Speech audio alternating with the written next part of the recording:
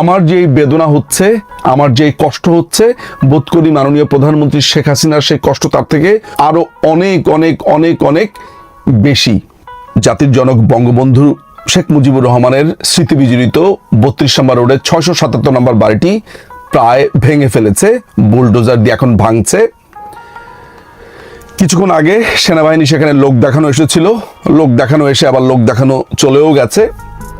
তাদের সেই মুরদ ছিল না এটি ঠেকানো, এবং পুলিশ বিজিবি এগুলো তো বলাই বাহুল্য, যেখানে সেনাবাহিনী পারেনি। ঘটনার সারসংক্ষেপ হচ্ছে, মাননীয় প্রধানমন্ত্রী গতকাল একটি ঘোষণা দিয়েছিলেন, একটা অ্যানাউন্স করা হয়েছিল যে বাংলাদেশ ছাত্রলীগের পেজে ছাত্রদের উদ্দেশ্যে একটি লাইভ ভাষণ তিনি দেবেন বাংলাদেশ সময় আজকে 5ই ফেব্রুয়ারি রাত 9টায়। এই সংবাদ পাওয়ার পরপরই দখলদার ইউনুস বাহিনীর যে গুন্ডারা, যে রাজাকার আলবদর বাহিনীর টেরোরিস্ট যারা আছে, তারা ঘোষণা দিয়েছে এই বক্তব্য দিতে দেওয়া হবে না। যদি তিনি বক্তব্য দেন তাহলে 32 নম্বরের বাড়িটি গুঁড়ে দেওয়া হবে। এদের কাছে 32 নম্বরের বাড়িটি শুধুমাত্র একটি বাড়ি।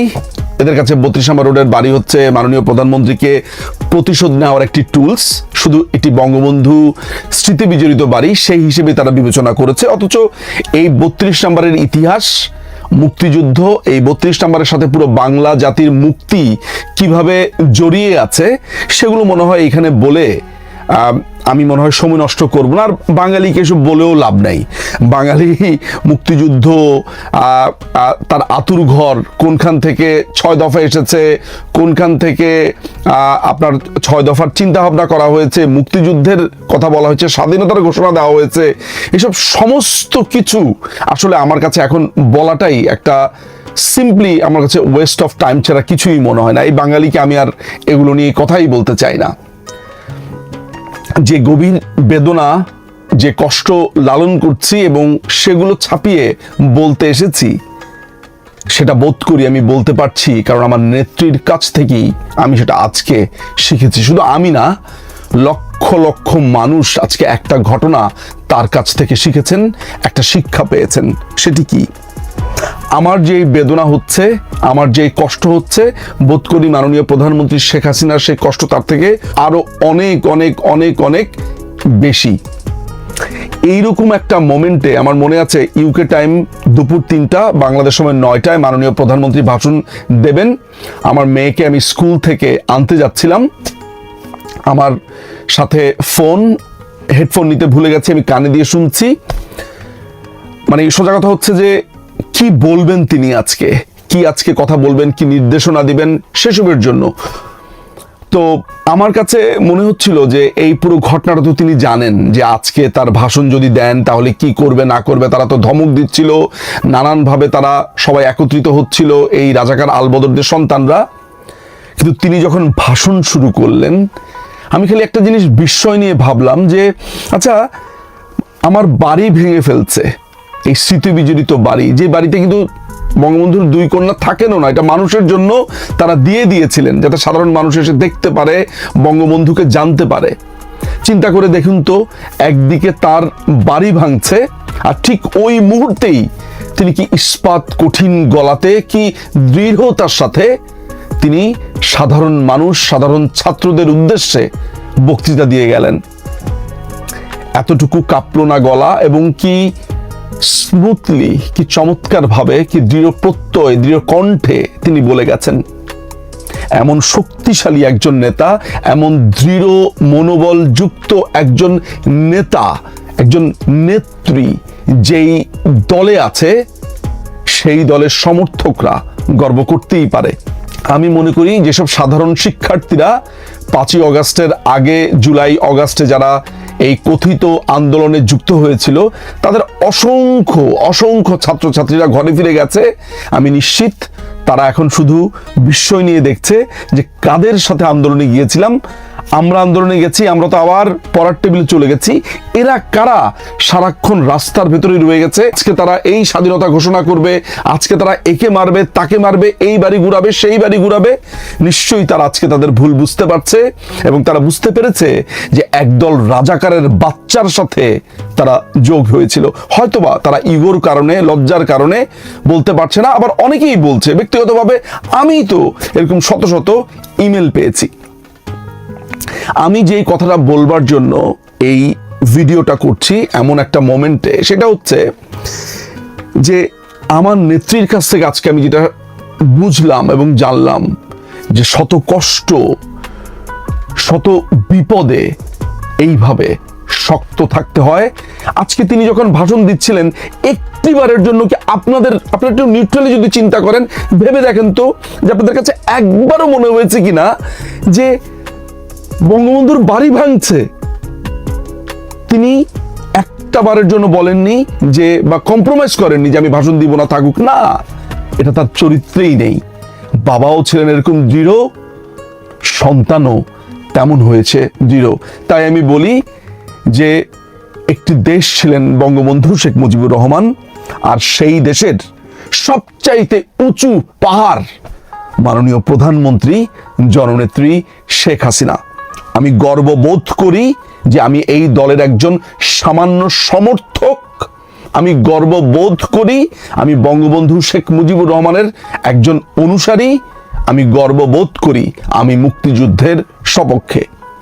এই দল আজ হয়তো বা অ্যাপারেন্টলি মনে হতে পারে বা প্রাইমা ফেসি মনে হতে পারে যে দলটি সংকটে, কিন্তু এমন দৃঢ়চেতা নেত্রী যেই দলের হাল ধরে আছেন, সেই দল কোনো দিন ভেঙে যেতে পারে না।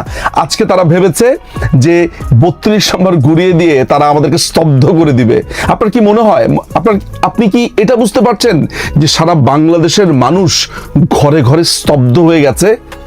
তারা হয়তো অনেকে বিশ্বাসই করতে পারছে না। আমি যতগুলো মানুষের সাথে কথা বলছি তারা বলেছে তারা বিশ্বাসই করতে পারছে না। আমি বিএনপি সমর্থক করে, একদম কট্টর বিএনপি এমন একজন লোক আমাকে ফোন করে বলেছে যে এইটা তো ভাই মেনে নিতে পারছি না। আমার আব্বা তো মুক্তিযুদ্ধে গিয়েছিল, হ্যাঁ আমার বাবা পরবর্তী সময় বিএনপি করেছে, কিন্তু এইটা তো মানতে পারছি না, এই বাড়ির চত্বরে ঢুকেছে। এইভাবেই বাংলাদেশের মানুষ এখন ভাবছে। ভিতরে ভিতরে প্রচন্ড ক্ষোভের জন্ম নিয়েছে, এদের প্রতি প্রচন্ড ঘৃণার জন্ম নিয়েছে। এবং আমি নিশ্চিত বাংলাদেশ আওয়ামী লীগ আরো বেশি শক্তিশালী হয়েছে, ঐক্যবদ্ধ হয়েছে। ক্ষমতায় একদিন আমরা আসব। এই দেশের মানুষকে যে প্রমিস করেছিলাম যে এই দেশের মানুষকে সোনার বাংলাদেশ গড়বার যে প্রত্যয়, সেটি নিশ্চয়ই আমরা পূরণ করব। আমার নেত্রী আছেন, আমাদের বড় বড় নেতারা আছেন, কর্মীরা আছেন, সেটি সম্ভবপর এই দেশেই হবে।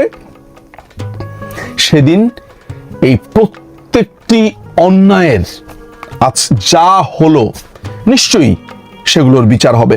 আমি শেষ করব একটা কথা দিয়ে। বাংলাদেশ সরকারের একজন খুবই গুরুত্বপূর্ণ একজন ব্যক্তি কোনো একটি গুরুত্বপূর্ণ স্থানে আছেন। তিনি আমাকে বলছিলেন যে তার একটা পর্যায়ে মনে হয়েছিল যে আওয়ামী লীগ হয়তোবা আগামী 10-15 বছরেও ক্ষমতায় আসতে পারবেন না, কিন্তু তিনি যে পজিশনে আছেন তার কাজই হচ্ছে সে খবরগুলো সংগ্রহ করা। তিনি আমাকে বলছেন যে বিজুম ভাই, আমার কাছে এখন মনে হচ্ছে আওয়ামী লীগের ক্ষমতায় আসাটা শুধু সময়ের ব্যাপার মাত্র, জাস্ট কিছু সময়ের ব্যাপার মাত্র। বাংলাদেশের মানুষের চিন্তা ভাবনা সব পাল্টানো শুরু করেছে। আজকের ঘটনাটা সেই চিন্তার পালে এমন হাওয়া দিয়েছে, কারণ সাধারণ মানুষ আহত হয়েছে। কারণ বঙ্গবন্ধু তো শুধু বাংলাদেশ আওয়ামী লীগের না, বঙ্গবন্ধু এই দেশের সমস্ত মানুষের, স্বাধীনতাকামী সমস্ত মানুষের।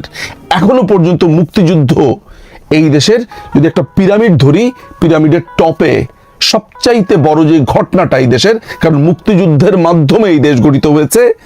মানুষজন আজকের এই ঘটনাটা অসম্ভব রকমের বুকে ব্যথার মতো নিয়েছে এবং তারা এটা মনে রাখবে এবং এটার জবাব তারা ব্যালটে দেবে, এটার জবাব তারা অভ্যুত্থানে দেবে। আমি বাংলাদেশ আওয়ামী লীগের যারা নেতাকর্মীরা রয়েছেন, যেসব সমর্থকরা রয়েছেন, যারা আমাকে শোনেন, যারা আমার কথা শোনেন, আমি শুধু আপনাদের উদ্দেশ্যে একটা কথা বলবো, জাস্ট আজকের এই পুরো ঘটনাটা যেন আপনার শক্তি হিসেবে চল শক্ত হয়ে গেছে, বুক ভেঙে যাচ্ছে, কিন্তু সমস্ত কিছু আপনি শক্তি হিসেবে নিজের ভেতরে স্টোর করেন আর লিখে রাখেন। এই নামগুলো হয়তো একটা লম্বা সময় আপনার মনে থাকবে না, লিখে রাখেন কে কি করেছে, আজ কার কি ভূমিকা ছিল। যেই ভিডিওগুলো এসেছে, ভিডিওগুলো থেকে ছবিগুলো ক্রপ করে রাখেন। যদি কাউকে চিনতে পারেন, যদি কোনো বন্ধু বান্ধব কারোর মাধ্যমে চিনতে পারেন, জাস্ট লিখে রাখেন। জবাব আমরা দেব, শুধু আমরা না, এবার সারা বাংলাদেশের মানুষ এগুলোর জবাব দেবে। আজীবনের জন্য বাংলাদেশে একটা জিনিস আমরা ঠিক করে দেব, এই রাজাকার আলবদরের বাচ্চাদেরকে এই দেশ থেকে চিরতরে নির্মূল করা হবে, চিরতরে। অনেক ধন্যবাদ।